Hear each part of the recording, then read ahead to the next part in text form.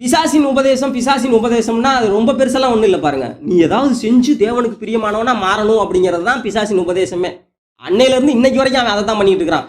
Eden தோட்டத்தில் ஆதாம் தேவனுடைய சாயல் ரூபத்தின்படி உண்டாக்கப்பட்டிருந்தான். அவன்கிட்ட நீ தேவனை மாதிரி ஒன்றும் கிடையாது, இதை சாப்பிட்டா தான் தேவனை மாதிரி ஆக முடியும்னு சொல்லி அவனை ஏமாற்றி அதை செய்ய வச்சது தான் அவனுடைய உபதேசமே. இன்னைக்கும் கிறிஸ்தவங்களை பார்த்து அதே தான் சொல்லிட்டு இருக்கிறான். நீ ஒன்றும் தேவனுக்கு பிரியமான பிள்ளையெல்லாம் இல்லை, இதெல்லாம் செஞ்சினா தான் தேவனுக்கு பிரியமான பிள்ளை அப்படின்னு. ஆனால் பைபிள் தெளிவாக சொல்லுது.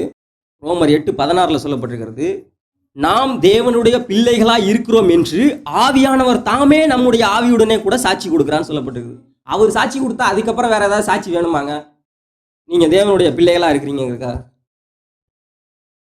யோவான்ல 1 யோவான் 3:2 சொல்றாரு, பிரியமானவர்களே இப்பொழுது தேவனுடைய பிள்ளைகளாக இருக்கிறோம்.